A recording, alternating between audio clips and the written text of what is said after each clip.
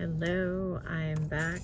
Just shutting off my car. Here I am again in the parking lot at work. I came in a different direction this time. Yes, it is official. I did get my keys. I am officially in my new apartment as of today. So this is exciting. If you've all been following along in my journey, I can call it the journey of creating the life that, I'm not going to say creating the life that we want, because we don't always get what we want, but I'm learning how to create the life that God intended me to have. I'm learning how to be the person who God created me to be. I'm learning who God is, who I am, who other people are, why we're here, why I'm here. And in that, in learning where I fit in to God and to everything, and where other people fit in, I'm discovering what God wants for us, what we're here for.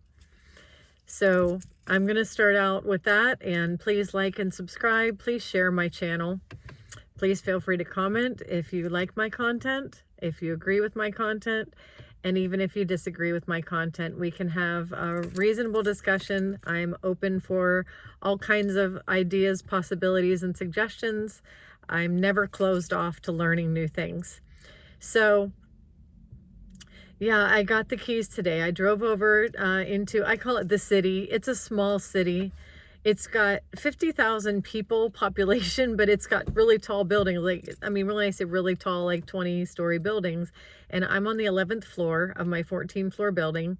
I got to go into my apartment and look around and take some pictures and get, prepared for the move this weekend. And it is surreal, I have to say. Driving from where I live now in the country into the city, and I will call it a city because it has tall buildings. It's a capital city. It's got the Capitol. It's very busy. You can hear lots of activity going on. It's really crazy because there are only like 6 streets, and then it's like 3 miles long with like 6 streets wide, but there's so much activity in the city. I mean, it's kind of weird. Like, there's not that much to it, but in the small space that it is, there's lots going on. There were, garbage trucks and sounds and beep beep and, like all these different utility trucks and people doing their work on the streets and fixing whatever. I mean, just about everything you can imagine that's active in a city, it's there. And my apartment is right on 2nd Street, which is right in the mix of the whole thing. So anyway, I say it's surreal because all my life, and I never really realized this, but all my life I have wanted to live in a city. I've always wanted to live downtown. I've wanted to live in a big building that feels like I'm in a hotel, where I can walk down to the lobby, walk outside onto the street, and have all these restaurants and all this, like brick-lined streets and just this walkable area where I can just walk all over town. And, this is really what it is. It's exactly what I have always dreamed of. So it's a manageable city. I have friends who live in Manhattan, and they're probably laughing at me right now. It's very manageable. I used to go downtown to Portland a lot. I used to go to Tampa a lot, and St. Pete. Those are bigger cities. Manhattan is huge. I've never really had any desire to live in a city where where there are so many neighborhoods, where it's miles and miles and miles and miles and miles of buildings, and it feels like almost like you have to drive to get out. I've never wanted that, but I like where I am now because there's actually a footbridge that you can walk across to go to this little island that has it has a little beach along the river. There are lots and lots of bridges to walk across, lots of river stuff to do. There's a huge miles long riverfront to walk on. And then there's the Capitol complex, the Capitol building, museums, theater. It has everything. It really does. It's got everything compact. And that is, if you can just kind of sense my excitement, I'm just going mile a minute because I'm just so excited. But I wanted to share just a little bit about this move and about, I just spent 4 minutes talking about the city and how excited I am, but I want to share the creation of this, you know, back to who am I? Why am I here? Why am I living in this city? What is it about this city that makes it so, you know, special for me? And I'm just going to use one word, community. I'm here because I want to be part of the community. It's not just about me living in a high-rise building. It's not just about, you know, creating the life that I want. I feel connected to the people who live here. I feel very connected. In fact, I don't want to call it a dream. I don't know if it wasn't quite a vision. It was just kind of a daydream that I had last night before I went to bed. They say to wake up in the morning with your dreams and go to sleep at night on your dreams, because that's when you're processing, that's when your super conscious is gathering the information. And I went to sleep last night with a dream in my mind of gathering the community together in unity and just helping the entire community create a beautiful community. I have all kinds of ideas, but that doesn't mean my ideas are going to be implemented. I might join up and other people's ideas will be implemented, and maybe I'll be a volunteer. I don't know what's going to happen. I just know I'm going to be part of this community. And that's what I'm mostly excited about. Living in this city is going to be fun. It's something I've always wanted to do. As you can see, it makes me really excited and really happy. It took me less than 10 minutes to get to work. So it's right across the bridge from where I work. It's on the other side. I used to work south of here. Now I work north and across the bridge. Same basic distance, same amount of time to get to work. But I'm just so excited about being part of this community and the outreach and all the different things that are going on in the community. Everywhere you go, there are signs that say, you know, revitalization. There are signs that say, you know, this city is, it's a city that's being basically fixed up, but it's not being fixed up for the rich. Rich people are contributing to fixing this city up for everyone. And that excites me. That is what does it for me. Really, I just can't even. People, this is my dream. This is my ultimate dream. People who have a lot of money and have a heart want to create a good life for people who don't have money. And they're not putting them down. They're not saying get a job. They're not saying you just want to be living in this way. You'll just, if we fix everything up, you'll just destroy it anyway. All these negative things that I hear people saying, those things don't exist in my world. You know that?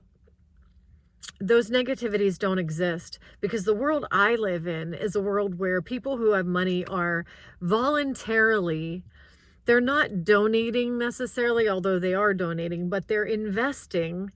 They're just not making a killing off their investments. It's kind of like if I have $1 billion and I want to invest 100 million into property, I can invest 100 million and then I can gouge people and sell my condos that I just created for, you know, $10 million a piece. And I can turn that $100 million into close to $1 billion. You know, I can really get rich off that $100 million.